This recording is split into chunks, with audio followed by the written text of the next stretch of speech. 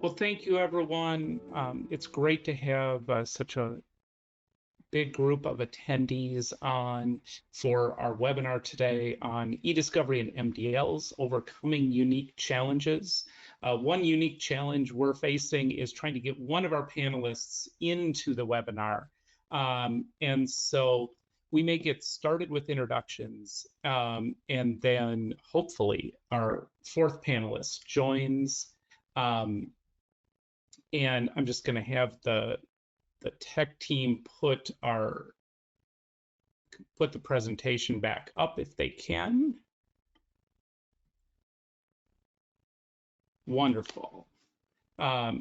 So we're covering eDiscovery and MDLs. We have a wonderful panel of truly some of the world's best experts, not just at litigation and complex litigation, but the ways in which document discovery from a technical perspective, a logistics perspective, and a very human perspective plays out in the biggest of the big, the messiest of the messy, the world of MDLs. So I am going to let our panelists each introduce themselves and say hi. And then hopefully Rose is able to get in through the dial-in, and we will then jump in. But we'll keep moving, and Rose will join in progress if we need to.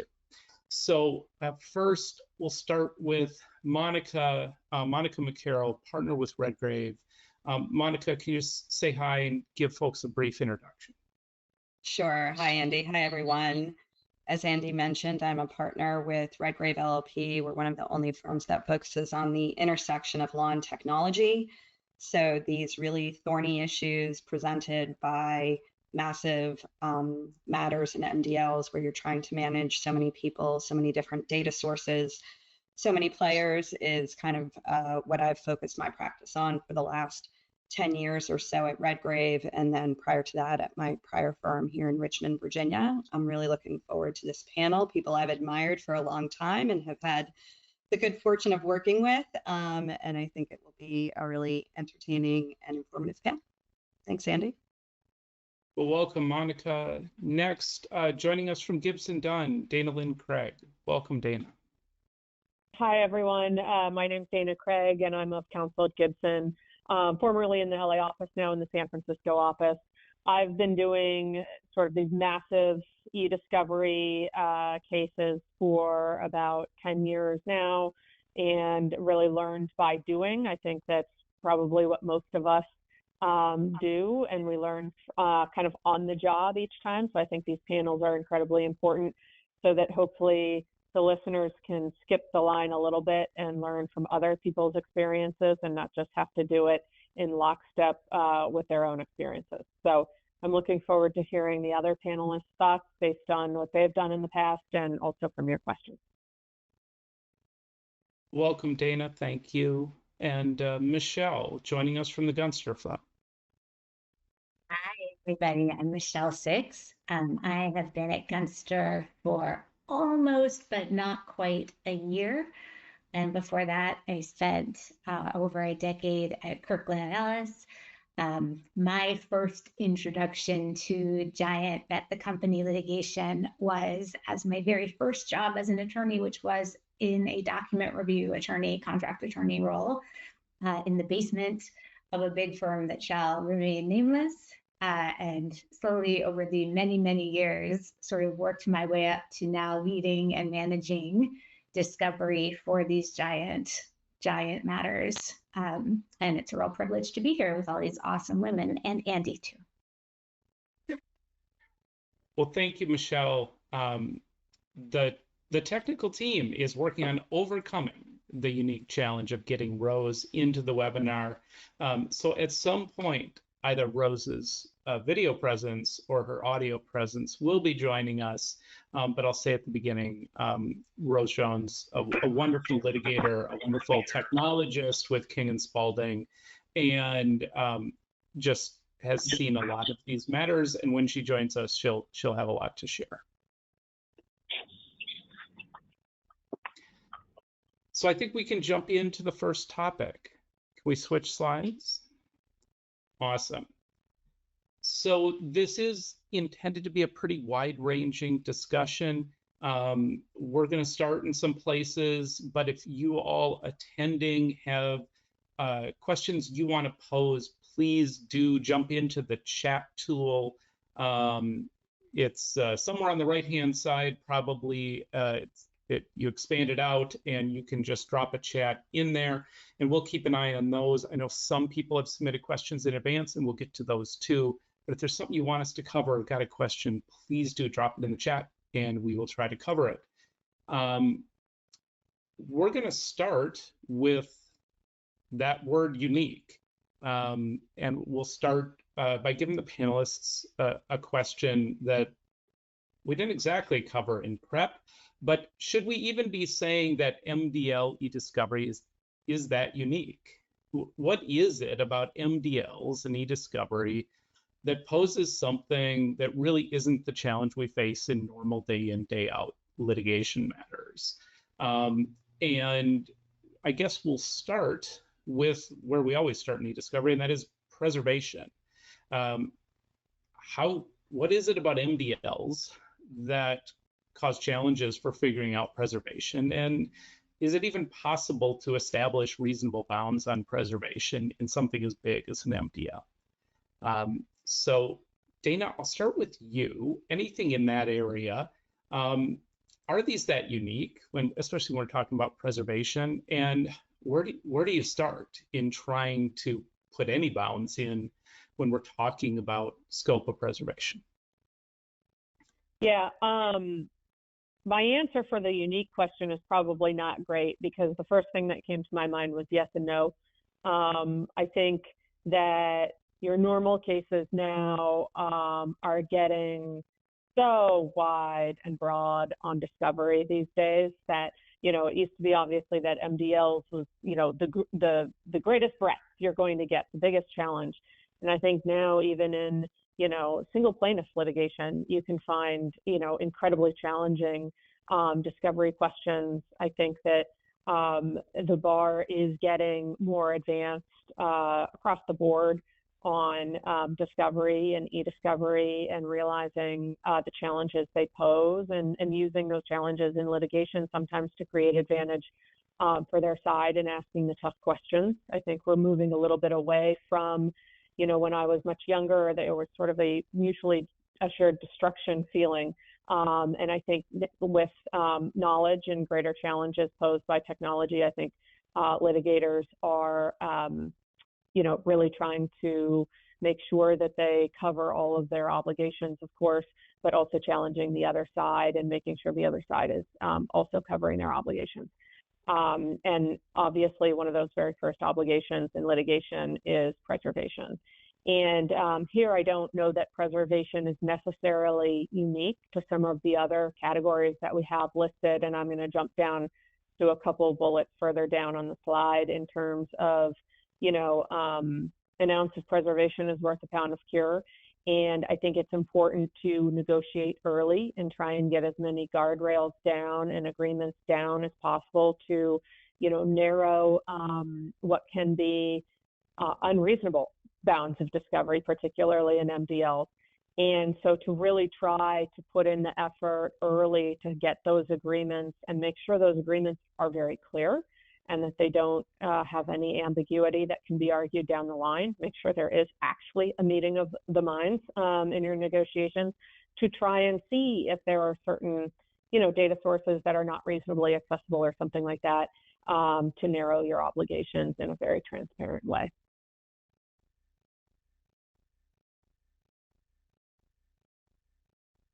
Are you seeing in these large matters the ability of organizations to establish any bounds on preservation? Or has it become the scope is as broad as it possibly could be conceived, and that is what large organizations are going to be held up to?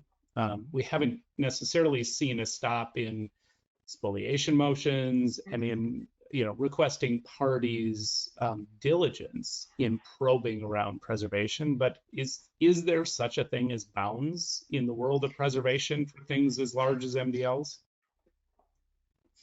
I mean, I think there has to be, even though it sometimes seems, especially from your client's perspective, that there's not, right? That it is so broad. I think one of the real challenges on kind of a boundary of preservation is also time, right? So we're talking about all of these data sources, all of this information that you're holding on to, but then you're holding on to it for potentially so much longer than a quote unquote normal case. I think that's one of the pieces that is more unique with an MDL, that it just seems the MDLs seem to go on far longer, and your duty to preserve seems to not only stretch back further, but then, you know, kind of stretch forward sometimes indefinitely. And so, you know, to be able to put boundaries on, you know, one thing is, you know, for counsel, like those of us on this call, really knowing what our clients have and what data sources, to Dana's point, might be off limits, and being able to defend that, right? To really say, we're just not going to be preserving this, and here's why, you know, because you have to really be able to say, if you're going to put those boundaries on, why it's not reasonable and proportional to preserve that information, and potentially be able to take that to the court. And so I think that's where, unfortunately, the boundaries come in, that you have to be able to, you know, take it all the way to, you know, a court decision to really get some boundaries in place, because otherwise you are looking at, you know, your client is saying, I'm holding on to everything forever, and that can't be the standard. But sometimes it certainly feels that way when you look at the breadth of the discovery responsibilities. And it looks like we have Rose. Rose made it. Hi, guys. Heroes in the technical department across two organizations have brought Rose to us. So we're going to take a quick pause and let Rose say hi and introduce herself. And then we're going to get back into the nitty-gritty of preservation. Okay, well, I'll be very brief. I'm Rose Jones. I'm a partner at King & Spalding. I have assisted with MDLs and the eDiscovery process for a long time. I've been practicing in eDiscovery for 21 years. And so being at King & Spalding, I've had the opportunity to work on some pretty high profile, massive MDLs. So I'm really excited to be here today and excited to hear from my co-panelists. I'm sure I'm going to learn a lot from them as well. So thank you for having me. Well, welcome. Michelle, we'll let Rose have 1 second to take a breath as she joins, and I'll pose the next one to you, and it's kind of building off of where Monica and Dana had started us, which is, it'd be great to have agreements. It'd be great to have agreements that set the bounds cleanly. These matters tend to go in a lot of different directions. How much of this is something that's even amenable to setting real bounds early, and how much of this becomes series of the burden or cost becomes high enough where then you're going in asking for relief from some amorphous obligation? And how do you work with clients on really understanding the financial burden and organizational burden of some of this to the point where you can actually take it to the other side in the court? So I may have thrown about 4 questions in there, but what are you seeing? I do want to take one step back to just note that the standard for preservation is reasonableness and not perfection. But I think that is a very, very challenging proposition when you are starting off facing one of these giant cases, because what is reasonable for a very, very large, pretty asymmetrical case may look very different than what is reasonable for two similarly situated parties who are suing one another and there's sort of mutually assured destruction, right? I think that one of the biggest concerns that I'm seeing right now, and this really is something that's evolved over the last few years, are these just enormous risks that are associated with overpreservation with respect to data breach and data security challenges. And what I mean by that is 10 years ago, for the younger people who might be watching, we used to say, oh, there's real burdens to the company's systems with respect to preservation, right? We're going to run out of space, which is something like inconceivable to anybody under 30. But like, we're going to run out of space. Our systems won't be able to work properly. We're saving too much stuff, and that's going to cause lag and performance issues. Whereas with a lot of cloud-based solutions to data storage now, we have less of that concern, right? But far more of a, oh my gosh, we have all of this data. It's protected or regulated by different, for a lot of companies facing MDLs are multinational companies, not always, but certainly a lot of the time. There's potentially, foreign data regulations, there are domestic data regulations, there are, highly sensitive data. And so, the risk of over preserving is very, very real, right? But we know, again, with those asymmetrical obligations that largely from a defense position in MDL, we are going to have to be answering a lot of RFPs and interrogatory responses. We are going to likely be producing a lot of documents. So how do we balance, or how do we negotiate something that is reasonable and defensible, but still mitigating that risk of over-preservation? One of the ways we do that is through entering or reaching agreements, ideally ordered, and entered by the court, but agreements between the parties that sort of define scope as much as we possibly can. And that's hard to do at the beginning of a case. But defining scope of what we agree to preserve, what we're sort of agreeing to search and review and produce where we can, is helpful. When you look at the federal rules and you say, oh, in the federal rules, it says X about ESI protocols, and they lay it out all really cleanly for us. Well, they don't, right? The federal rules don't say anything about ESI protocols. ESI protocols for an MDL are something that we choose and elect and try to put in place to negotiate that scope early and often, to help us with balancing the risk of appropriate preservation, appropriate collection and review and production, that's also defined and has some guardrails that help us with costs and efficiency. Well, thank you, Michelle. Rose, I'm going to start you with a question that's come from the attendees, and I think it builds off of where we've been, and that is, we have these large matters that have very expansive preservation obligations and that continue for long periods of time. How should organizations think about what that incredible scope of preservation means for all of the other matters that will come in the future? The fact that they might be in a world where for 6 years they're preserving a massive corpus of data, which now is data that is only available for discovery in those other matters due to this never-ending MDL. And other than that's life and that's part of the challenge of all of this, kind of what is your perspective on clients just thinking about how big an impact something like MDL preservation might have on the data in which an organization had kept in the ordinary course, and what that means kind of broader across their future litigation portfolio in terms of availability and burden? So I think it's an excellent question. And I just piggybacking off something Michelle mentioned recently, was you need to be assessing preservation early and often.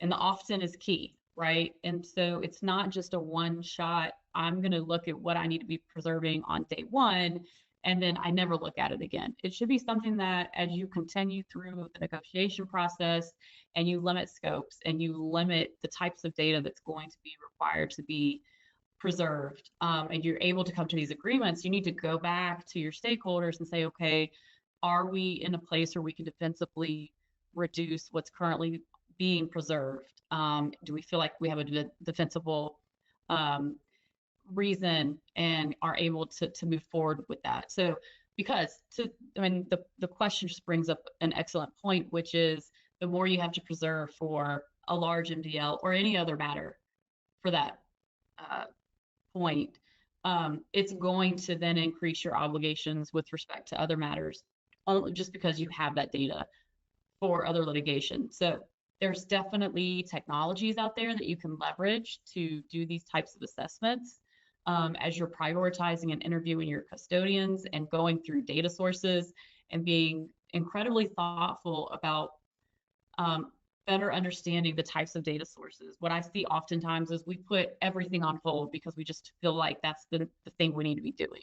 But then we actually start to discuss with the custodians who are actually executing and doing the work, they may not have actually used those data sources. So what are we doing with that information to either validate and ensure that that is an accurate statement, and then being able to use that information to move forward. And again, further continue to assess the preservation obligations. So we're going to jump into a little more of the discussion about reaching agreements. Not the easiest thing in a normal matter. Surely more complicated given what's at stake in an MDL and how many voices are involved. And Dana, I'll start back with you. Have you seen any trends lately? Any things that you're seeing in terms of, for matters of this type, the ability to reach agreements on protective orders, ESI protocols? They've been flying around for a long time now. Everyone has their own favorite portions. And I think courts more and more have pointed to the "you agreed to it, therefore I'm going to force you to follow it" attitude when it comes to these. But kind of what are you seeing in terms of trends, in terms of at least being able to define requirements and just how you approach ensuring that clients are appropriately protected to the extent possible under these artifacts? Yeah, I mean, a couple things come to mind. Like I said before, I think the bar is becoming more savvy about eDiscovery. I think people are becoming more attuned to their obligations to be educated on a lot of this, perhaps from experience getting burned in other cases when they have not educated themselves yet. But regardless of the motivation, I think that the bar is. I think, it used to be thought that particularly with ESI protocols, there were certain sections of them that attorneys just sort of glazed over. And if the vendor said it was fine, then it was fine, right? I think that is getting less so. I think that negotiations are therefore getting a little bit more difficult because the attorneys know what to push for. I think also vendors, I'm seeing a trend that they are getting more educated on this too. And perhaps that is a result of, kind of increased litigation of discovery and attorneys needing to go to their vendors and learn from their vendors. And then their vendors also getting a little more educated on what is happening in the litigation. They're not so much of a silent partner, getting the production ready with the production specs that are in the ESI protocol and giving it to the attorney. I think they are learning more about the process, and they can also, be a helpful partner in it because they are seeing it happen, what's happening in the actual litigation and how some of these sections and some of these provisions that we see in ESI protocols are being litigated more. Monica, as you kind of look across this space, are you seeing trend lines, particularly with regard to ESI protocols? For a while, it seemed to be the trend kept being add more subparagraphs, explain every bit of nuance, define every term. And there definitely are some in the industry who have really pushed this document is a 40-page thing. And that may be helpful for some matters and very painful for others, not just in reaching that result, but in living with it. Are you seeing trends in terms of the function and utility of something like an ESI protocol in these large matters? I definitely am. I think many on the panel probably are seeing this as well. And I think it's to the point of, people being more savvy about it and not necessarily just having, kind of those provisions that no one really pays any attention to, for the point you made, Andy, that courts are holding you, bound to what you agreed to, shocking concept, but sometimes people seem taken aback that if they agreed to something, 10 years ago and they're not able to do it now, they're still obligated to do it. One of the trends that I'm seeing, which actually was somewhat surprising, and I've seen it in more than one case, so it's not just a one-off, is that the plaintiffs bar does seem to be pushing back on the use of technology to help solve some of the problems that are caused by the technologies we use, right? These cases have massive volumes of data. We all understand that while we have preservation obligations, what is truly going to be of interest or at issue in the case is going to be far less. But you have on the slide the idea. I've had a number of cases where there's a strong pushback on email threading, which had discussions a number of years ago. And, I think many of us thought we had all agreed, or we'd all sort of come to the place of this is a really helpful tool. Not so much, and there's this really strong pushback on using email threading, similar to what we're seeing with TAR, that in many ways, TAR, which we all know because we were all there, was held up as this, end all be all to solve all our problems.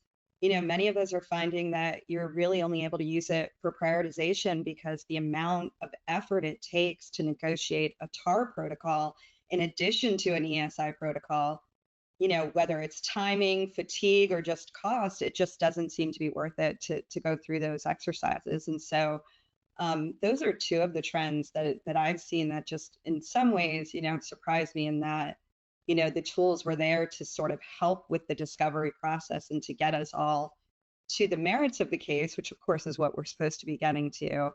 And then the other thing that I will say is that I do think the, deciding how hard and how far you're going to negotiate an ESI protocol sort of comes back to the point Michelle made, which is this isn't technically something you have to do. It's not in the rules per se. And there have been discussions of are we, kind of betting against ourselves by going through this process. I think in the end, it's helpful to have the rules of the road at the beginning of the case, even if they are not rules that are helpful to your client. At least you know where you stand and you're not at risk of having to go back and redo something. But sometimes, being in the midst of really, kind of protracted negotiations on ESI protocol, I have certainly kind of had that question of, is this all going to be to the benefit of my client at the end? And for the most part, I think it is, but I do think that it's become far more challenging, especially in these MDLs where you are negotiating for weeks, months on end on these really specific details that you had hoped had already been addressed.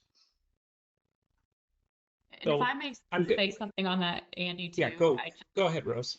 Yeah, so a trend that I'm seeing is it's becoming more and more challenging to align the interests and the technical capabilities of co-defendants, right? And so that can be very challenging and something that you typically wouldn't see outside of an MDL is when you have a significant amount of co-defendants who, now that the technology that we're all using is so diverse, and depending on what your capabilities are internally or with your vendor, that part to me has been challenging. It's just trying to get alignment on where we all are comfortable with before we even put it over to the other side. So I just wanted to raise that because I feel like that's also something I'm seeing.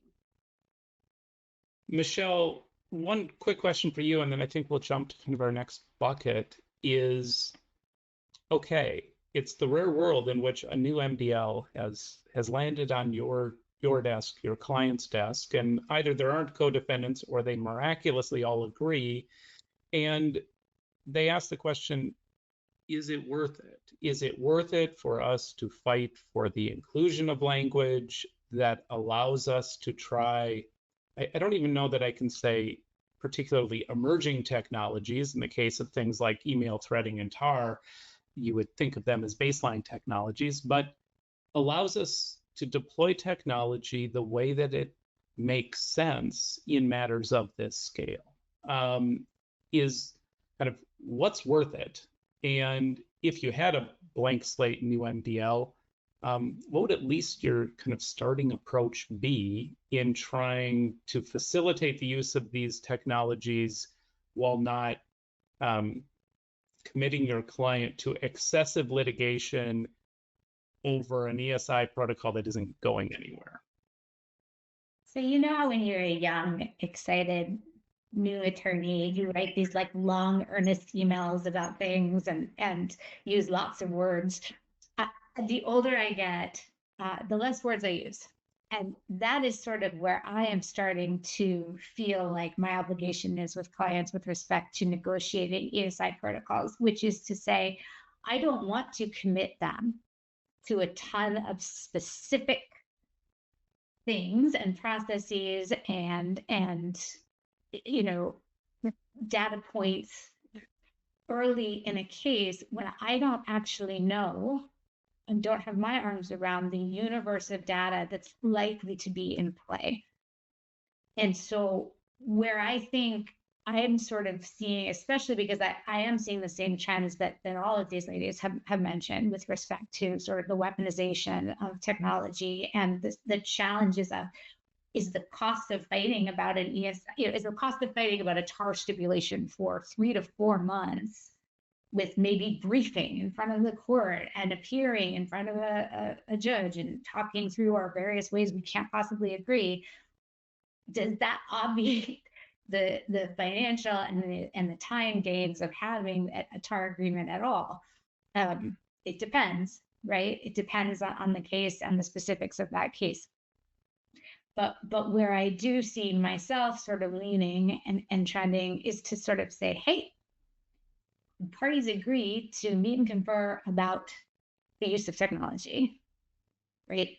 To have something in, and that tends to be very helpful because, to Rose's excellent point, in MDLs, it's not always the case, but we tend to see co-defendants, large, different corporations, differently situated companies sometimes who are co-defendants, right? Some really sophisticated litigation players, some maybe not so sophisticated, not so experienced in litigation. And so to bind everybody to a standard or to a process or to an agreement with respect to their documents and their data is really, really hard to do. And so trying to find an arrangement that meets the spirit of the applicable rules and meets the requirements of a judge's specific court, right?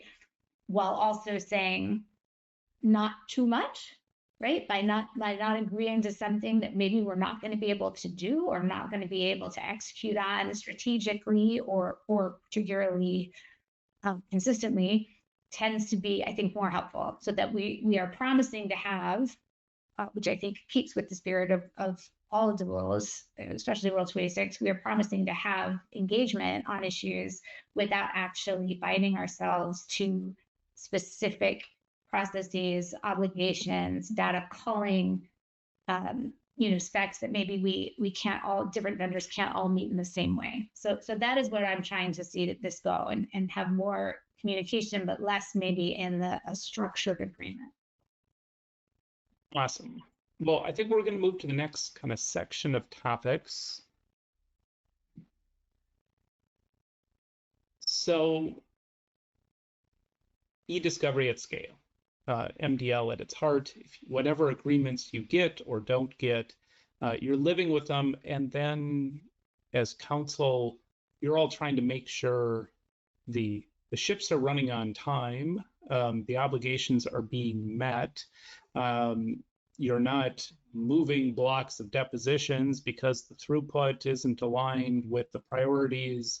And maybe more than anything, you're not sitting in there every week defending your client against motions to compel, motions for sanctions, and all the ancillary fun of large-scale discovery that isn't getting them from point A to point B.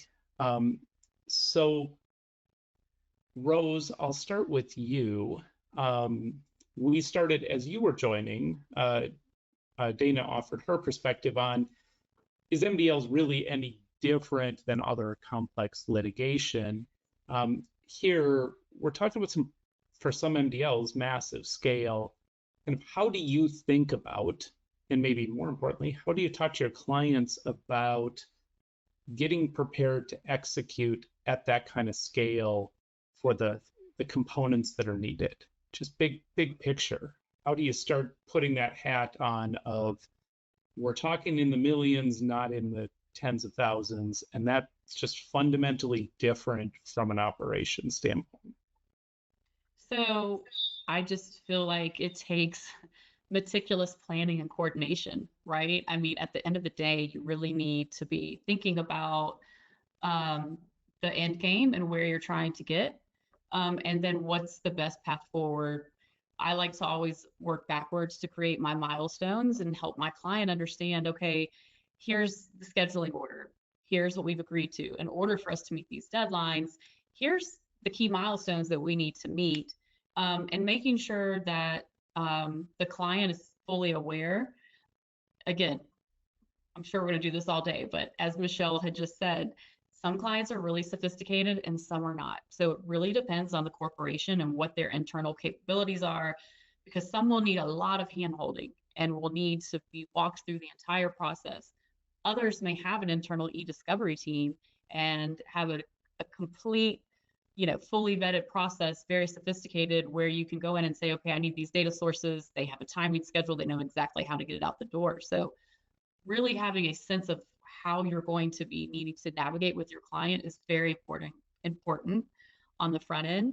But also, I don't know if these ladies have the same experience that I have, but I am discovery counsel and I'm not trial counsel. So I also need to make sure that my trial team really understands the complications, the complexities, and the challenges. So again, for me, the planning is massively important. Having a case management tool, project management system where we all are aware of our deadlines. We all have key roles and responsibilities, and that's really honed in on and identified at the front end is massively important.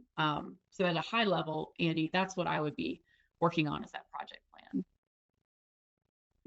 Dana, I'll turn to you, and as you're thinking about these matters and the matters that have a long life to them and often a really long-lasting discovery window. It's not usually a compressed, we're going to get in and get out in 3 months, 6 months. It's a much bigger number. And that means there's just a lot of dialogue with your client and a lot of dialogue with opposing counsel and potentially the court. Kind of how do you approach it, looking at that kind of expanse of time frame to build trust where you need to build trust, and just those relationships, not just with your client, but also with your adversary, in order to get through the inevitable hurdles that will come up down the road? And how do you approach that, and how do you see it work best, given how long it all lasts? Yeah, first, I just have to give lip service to Rosa's comment about working backwards. I think that is one of sort of my key secrets in terms of, you don't work forwards ever in discovery. You go to the finish line and then say, now how do I get there? But in any case, to the question at hand, I mean, I think one of the most important things is memorializing decisions, because these take a very long time, and in a perfect world the same people are working on this forever, but that never happens, whether it is at outside counsel or at your client. There's just turnover. And so first, if it is at your client, then it's important to know about the turnover and make sure that the points of contact that you have at your client are continuing to be educated about obligations that you have throughout the litigation. I think outside counsel is a little bit easier because obviously that's where you are. And but you make so many decisions throughout the course of litigation, whether it is internally about how you are approaching privilege or responsiveness, or whether it's driven by court orders. And you need to memorialize kind of every twist and turn in the review process, so that as new people come on and go off, they have a source of truth and can go back and see, we made this decision on this date. That's important both for maintaining consistency in your own review project, but also obviously in being able to effectively work, in meet and confers and in briefing, and make sure that what has come before you in the litigation. Wonderful. Michelle, one other thing on this list that can be a little unique to MDLs is, for many MDLs, it's not the only legal matter that's involving the same set of facts, the same set of data, the same set of custodians. And a lot of times those other matters aren't all aligned perfectly. They don't move on the same schedule. They don't move under the same types of authority. A regulatory matter or a criminal investigation may be moving in parallel with civil litigation, and they each have their own types of needs and underlying drivers from the requesting party side. How do you guide clients through it's tough enough to map out backwards to forwards and forwards to backwards how you're going to get through MDL discovery? You got all these other matters that are hitting similar data and similar obligations, but it's not all aligned. How do you unwind that, spider web of issues to keep your clients sane, keep yourself sane, and meet the obligations in these parallel matters? Yeah, so I would say to the very first question you asked, that is something that is unique about MDLs, is that they very rarely sort of exist by themselves. There is typically something that has garnered sufficient attention or focus or publicity about something to do with this, large, giant matter, that there may well be state attorney general interest, regulatory inquiries or investigations, congressional interest. So all of those things are happening simultaneously, could involve, as you noted, similar custodians and employees, could involve different ones, could have some overlapping issues, some completely unique, discrete issues that maybe only Congress is interested in, right? Or maybe only the SEC is interested in. But those tend to be happening on parallel tracks and typically with different outside counsel. And again, not always, but in my personal experience, I'm going to guess with some of the ladies here, that piece of it is really, really challenging, because in the same way that it's tough to coordinate with multiple defendants in an MDL, it is extremely difficult to coordinate with the sort of virtual law firm of many different, law firms with their own specific unique talents and personalities. And, thinking about all the ways that the data overlaps need to be strategically thought through with respect to document review, document production, and privilege. And one of the areas where I think we see real sensitivity with our clients is with respect to privilege, and how can we coordinate amongst outside counsel and with our vendor too, to help us make privilege calls consistent, even if we have varying responsiveness calls based on the different nature of the different matters and the different specific lines of inquiry that are unique to those various matters. And it is a challenge. It is a huge challenge that requires not only collaboration with those outside counsel, but actually really close collaboration with the vendor, or sometimes multiple vendors, depending on the unique circumstances of a case. So that is something that I think if you are, walking into working on an MDL for the first time, it's something to be really, really mindful of. That if you are seeing or observing inconsistencies or maybe lack of tracking and coordination between different ongoing parallel matters, it is never the wrong thing to sort of encourage discussion and better coordination, and to make sure that there are levels of consistencies and QC checks going on to help try to mitigate any places where those decisions are widely veering off track. And Monica, I know you're often in this role where you're trying to be that hub of knowledge and of facts and of strategy and of decisions that have implications that play out a little differently across those matters. Kind of, how do you approach it, and how do you know what you need to know to help the client figure out which of those matters is going to pull the hardest, which one's going to end up deciding the strategy? kind of what works for you and your clients in figuring out how to play that calculus across those matters. Yeah, I mean, it's certainly very challenging for all the reasons everyone has said, because, I agree that is one of the very unique natures of MDLs, is that there's a lot of related litigation and trying to figure out, who is going to scream the loudest, the hardest, first, etc.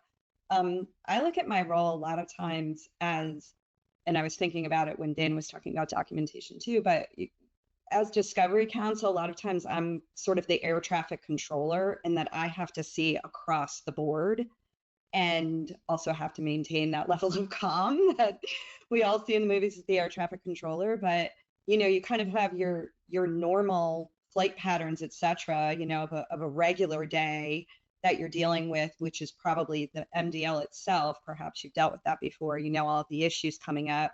You're doing your backward deadline and figuring out what's coming in first. But then, you have potentially this criminal investigation that was sort of over here and has started to pop up, or a state, AG who it's election season and they're trying to make a name for themselves, et cetera. And you really have to figure out, how do they all work together? Because you can't just drop, the normal work that you're doing to go take care of the fire, because that can lead to, something terrible happening. And so I think, as discovery counsel, whether you're out, kind of an outside firm like I am, or you're working with your partners in your firm, or your firm and other firms, as Michelle said, there's so many.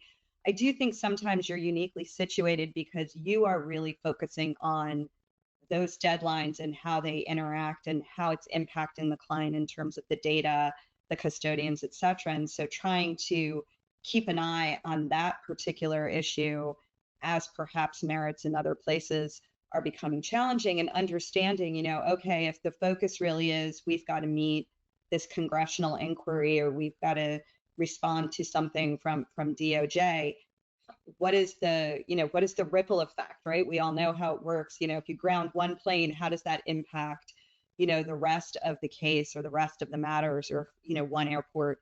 And so I think, really trying to see across the board and understand all of those implications. And that gets back to Dana's point of documenting. You have to understand when you made those decisions, who made them, who was involved, and kind of have those decisions available.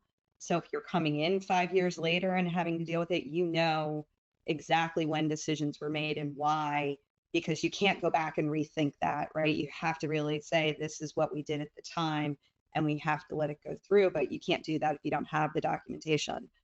So it can be, it really can be challenging. And I do think that is, with MDLs in particular, so many factors, so many attorneys, everyone working for the same client, but obviously thinking, to their credit, their matter is the most important. And really, you as discovery counsel trying to figure out how to make sure everyone is serving the client's needs, without having, something fall off the radar.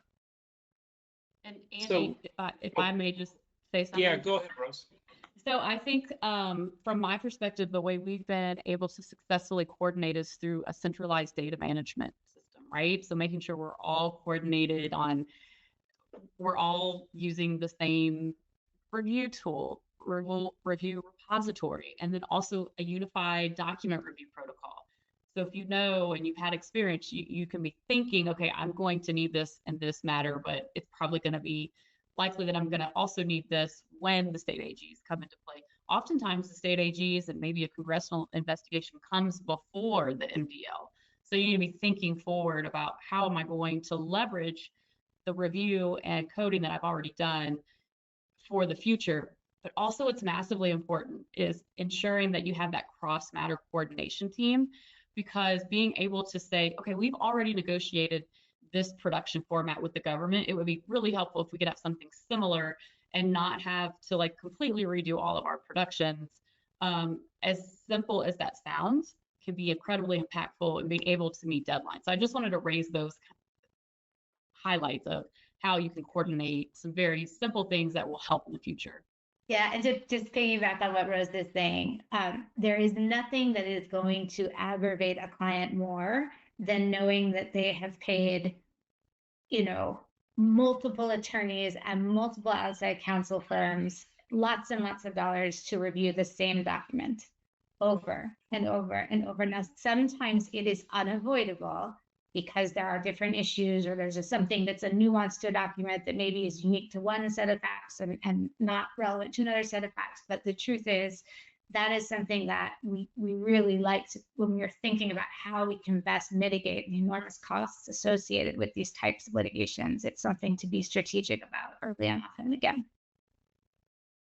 So we are going to jump to our last topic. It is going to be a rapid fire. And there's a lot here, but the gist of it is we're talking about millions of documents. We're talking about data. We're talking about workflows. But at the end of the day, it's people, and it's people working together for long periods of time, years often.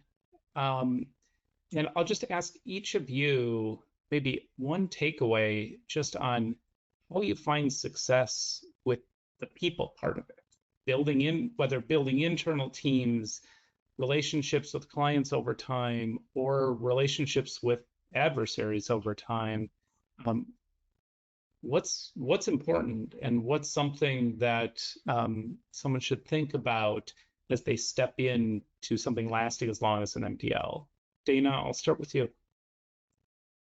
I think for outside counsel teams, motivation is incredibly important. And also for more junior attorneys who think that their work is doc review, giving them the context to understand that that's not true, and to show them what value they're bringing to the case. And as they mature, given how long these MDLs last, they're not always going to be in the most junior role, and to understand too what opportunities this stuff brings for them.